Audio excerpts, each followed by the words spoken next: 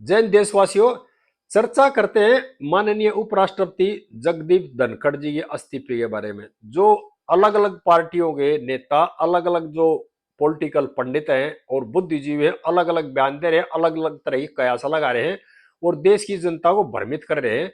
असली मुद्दा है ना, उस पर कोई नहीं जा रहा है और जनता को दूसरी बातें बता करके बहका कर गुमराह करे। असल मुद्दे पे कोई नहीं बात कर रहा। असल मुद्दा है भ्रष्टाचार और ये भ्रष्टाचार ही उपराष्ट्रपति का जो पद निकल गया है, इस इस्तीफे की जिम्मेदार भ्रष्टाचार है।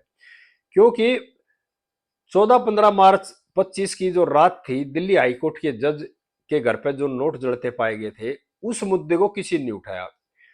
वहां पे मौके पर दिल्ली पुलिस भी गई थी, दिल्ली फायर ब्रिगेड भी गई थी। दिल्ली पुलिस का सीधा काम था उसमें इन्वेस्टिगेशन करने का, और दिल्ली पुलिस आती है गृह मंत्रालय के अंडर में। और ये बातें गृह मंत्री तक भी गई होंगी, ऐसा नहीं हो सकता गृह मंत्री तक ये बात नहीं गई हो। और ये खबरें 7 दिन तक दबाए रखी और 7 दिन के बाद ये खबर दुनिया को पता लगी। जैसे ही खबर ये दुनिया को पता लगी, उसी दिन से माननीय जगदीप धनखड़ जी हर प्लेटफॉर्म पर जहां भी जाते थे, किसी यूनिवर्सिटी में गए, किसी और प्रोग्राम में गए, इस मुद्दे को सबसे पहले उठाते थे और ये कहते थे न्यायपालिका का भ्रष्टाचार खत्म होना चाहिए। और बार बार यही मांग करते थे कि भाई इसमें जांच होनी चाहिए और ये पता लगना चाहिए ये पैसा किसका था। जो पैसा जज साहब एक घर जड़ता पा गया था, ये पैसा किसके माध्यम से आया था, किस आदमी का पैसा था और कौन आदमी था जो पैसा दे करके न्याय को खरीदना चाहता था। भाई पैसा जिस आदमी ने दिया वो न्याय को पलटवाना चाहता था, अपने हक में न्याय करवाना चाहता था। जी भी तो पैसे दिए, इतने पैसे दिए गए, तनख्वाह से इतने पैसे नहीं जुड़ते। लेकिन हमारे देश की सरकार ने, सरकार में बैठे हुए लोगों ने इस मुद्दे में ना कोई एफआईआर कराई थी, ना कोई जांच कराई, किसी तरह कुछ नहीं किया। सुप्रीम कोर्ट ने कमेटी बनाई, सुप्रीम कोर्ट की कमेटी ने जांच करी और उसके बाद सुप्रीम कोर्ट की कमेटी ने रिपोर्ट भेज दी सरकार के पास। लेकिन इस बीच यानी कि 14-15 मार्च की रात के बाद अब तक जहां भी धनखड़ जी गए थे, वह हर बार इस मुद्दे को उठा रहे थे और बार बार ये कह रहे थे इसकी जांच होनी चाहिए, पैसा आया कहां से है। देश के सभी लोग समझदार हैं, सभी जानते हैं इस बात को। जो इतने पैसे जिसने दिए हुए बहुत पावरफुल आदमी है, चाहे वो सत्ता में बैठा हुआ कोई नेता हो या कोई नौकरशाह हो या कोई न्यायाधीश हो या विपक्ष का कोई नेता हो या कोई बड़ा उद्योगपति हो, कोई न कोई आदमी तो ऐसा था जो न्याय की हत्या करना चाह रहा था, यानी अपने हक में न्याय कराना चाह रहा था, दूसरे के हक को छीनना चाह रहा था, यानी न्याय की हत्या कराना चाह रहा था। वही तो आदमी था जितने पैसे दिए हुए। लेकिन उस मामले को जनता के अंदर ना सोचने देने के लिए इस मामले को गुमराह किया जा रहा है। और अब जो धनखड़ जी हर प्लेटफॉर्म पे, क्योंकि उपराष्ट्रपति का पद था, जहां भी जाते थे इसी मुद्दे को उठाते थे, पेशे से अधिवक्ता थे और कई बड़े पदों पर रह चुके हैं, उनको ज्ञान भी है भाई न्यायाधीश किस तरह से पैसा लेते, किन वकीलों के थ्रू पैसे लेते, किन लोगों के थ्रू पैसा लेते, इस चीज का पूरा ज्ञान था। वो चाह रहे थे कि देश का भ्रष्टाचार जब तक खत्म नहीं होगा, देश में शांति नहीं हो सकती, देश की गरीबी दूर नहीं हो सकती, देश की बेरोजगारी दूर नहीं हो सकती। क्यों न्याय देती है न्यायपालिका, जब न्यायपालिका का भ्रष्टाचार खत्म नहीं होगा तो देश का भ्रष्टाचार खत्म हो ही नहीं सकता। इस मुद्दे को लेकर वे भावनात्मक जुड़ गए। मेन कहानी क्या है, जगदीप धनखड़ जी राजनीतिक नहीं थे, वो भावुक आदमी थे और भावनात्मक तरीके से उस मुद्दे से जुड़ गए और उस मुद्दे को उन्होंने अपना पर्सनल ले लिया। लेकिन ये जो उनका पर्सनल जो मुद्दा था ना, ये जो पॉलिटिकल लोग है ना, राजनेता लोग हैं, इनको हजम नहीं आता। ये बात करते अपने स्वार्थ के लिए, इन्होंने जनता से कोई लेना देना नहीं है। लेकिन धनखड़ जी जुड़ गए जनता से, किसानों के हक की बात करने लग गए। नेता इस चीज को चाहते नहीं, चाहे कोई सत्ता में बैठे हो चाहे विपक्ष में बैठे हो, वो तो सिर्फ चाहते हैं अपना फायदा, अपने स्वार्थ के लिए जीतते हैं और अपने स्वार्थ के लिए काम करते हैं।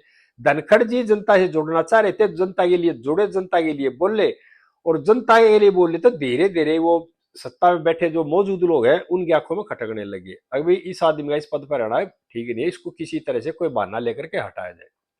अब कहानी क्या बनती है कि परसों जो लोकसभा में स्पीकर को, जो जस्टिस यशवंत वर्मा जी है, उनके खिलाफ महाअभियोग चलाने के लिए ज्ञापन दिया स्पीकर ओम बिरला को। वो दिया सत्ता पक्ष के एमपीओ ने, और उधर जो राज्यसभा में है उधर विपक्ष के लोगों ने, यानी विपक्ष की पार्टियों के एमपीज ने दस्तक करके विज्ञापन दे दिया महाभियोग चलाने के लिए यशवंत वर्मा के खिलाफ धनखड़ जी को। धनखड़ जी ने उसको स्वीकार कर लिया, और स्वीकार करने के लिए जैसे उस पर पहले से ही काम कर रहे थे धनखड़ जी, और चाहते थे भी भ्रष्टाचार न्यायपालिका से खत्म होना चाहिए, और वो दिल से जुड़े हुए थे इस मामले से, और वो चाह रहे थे भी राज्यसभा में ये मोशन लाया जाए, चलाया जाए। लेकिन जो सत्ता पक्ष है वो चाह रही थी लोकसभा में पहले हो, बाद में राज्यसभा में आए। और जो राज्यसभा में ज्ञापन दिया था महाभियोग चलाने के लिए यशवंत वर्मा जी के खिलाफ, उस पर हस्ताक्षर थे टोटल विपक्षी पार्टियों के, सत्ता पक्ष के किसी भी एमपी का उस पर हस्ताक्षर नहीं था। तो ये भी एक मुद्दा बन गया।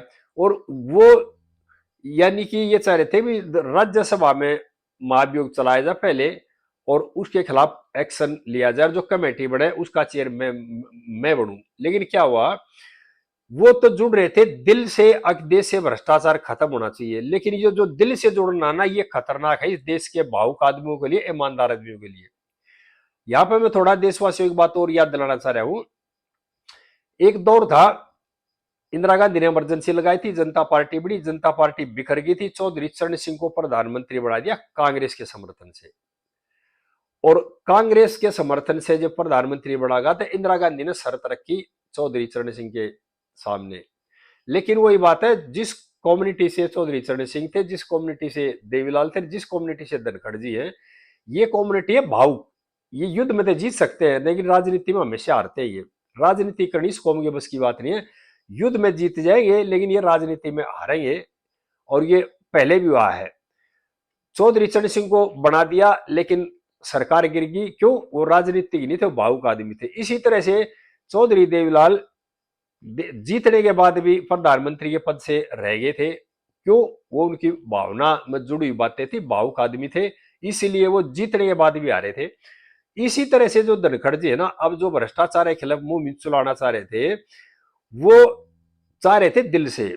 लेकिन जो सत्ता में बैठे हुए लोग है ना, वो दिल से नहीं चाहते उस काम को। वो चाहते हैं अगर राजनीतिक खेल किया जाए, और मुद्दों को अपने हिसाब से उछाला जाए, और मुद्दों को अपने हिसाब से लप किया जाए। ये विपक्ष वाले भी करते हैं, और जो सत्ता पक्ष वाले भी करते हैं। लेकिन धनखड़ जी चाह रहे थे कि भ्रष्टाचार को खत्म किया जाए। जब सत्ता पक्ष में बैठे हुए लोग और विपक्ष में बैठे हुए लोग, बड़े बड़े उद्योगपति, बड़े बड़े न्यायाधीश जो सुप्रीम कोर्ट हाई कोर्ट में बैठे, बड़े बड़े नौकरशाह जो ब्यूरोक्रेट्स हैं, वो जो नेता है, वो भ्रष्टाचार को गले लगाते हैं, वो भ्रष्टाचार के खिलाफ आवाज नहीं उठाते, वो भ्रष्टाचार के खिलाफ किसी तरह की जांच की एफआईआर के आदेश नहीं देते। और एक आदमी भ्रष्टाचार से लड़ना चाह रहा है, तो एक आदमी भ्रष्टाचार से देश में नहीं लड़ सकता। और मैं यह देश के सभी किसानों को बताना चाह रहा हूं कि जो जगदीप धनखड़ जी थे ना, वो जो भेंट चढ़े है ना, वो किसानों के हक में बोलने लगे थे, इसलिए वो भेंट चढ़े हैं। क्योंकि उन्होंने महाराष्ट्र में थोड़े दिन पहले की बात है, कृषि मंत्री जी को भी कहा था, शिवराज चौहान जी को, भाई इनकी बातों को सुना जाए। वो बात भी खटक देता हो, क्योंकि उन्होंने पता लग गया कि ये आदमी तो भाई हर प्लेटफॉर्म पर किसानों के हक की बात करता है। कहते थे किसानों के मुद्दे बात करो भाई, लेकिन हमारे जो किसान नेता ना, वो भी चुप रहे। वो किसी लिए, वो भी अपना स्वार्थ देखते हैं। धनखड़ जी भावुक आदमी है, और पढ़े लिखे आदमी है, विद्वान आदमी है। वो हो गए भावुकता का शिकार एक तरह से, जो जाल बुना गया था। और बगैर उन्होंने सोचे समझे भावुकता में और ये फैसला ले लिया तुरंत। लेकिन मेरी यहाँ प्रार्थना है, धनखड़ जी को ये फैसला नहीं लेना चाहिए था, और थोड़े दिन राजनीति को और समझना चाहिए था। अगर देश की जो राजनीति किस तरह नेता बात करते हैं, लेकिन ये उनकी कम्युनिटी है ना, उसमें भी ये उनके वर्ल्ड में ये चीज है, कोई चीज को सहन नहीं कर सकता, ज्यादा दबाव में प्रेशर में काम नहीं कर सकते। वो हमेशा जनता की भलाई के लिए, किसानों की भलाई के लिए काम करते हैं। लेकिन हमारे राजनेता, हमारे नौकरशाह, हमारे न्यायपालिका में जो बैठे न्यायाधीश, वो इस चीज को पसंद नहीं करते। वो भ्रष्टाचार को पसंद करते हैं, अपने स्वार्थ को पसंद करते हैं, और देश हित में वो कभी नहीं सोचते, ना कोई काम करते। सभी देशवासियों से प्रार्थना है, इस वीडियो को ज्यादा से ज्यादा शेयर करें। आगे इस तरह की बातें फिर बताता रहूंगा।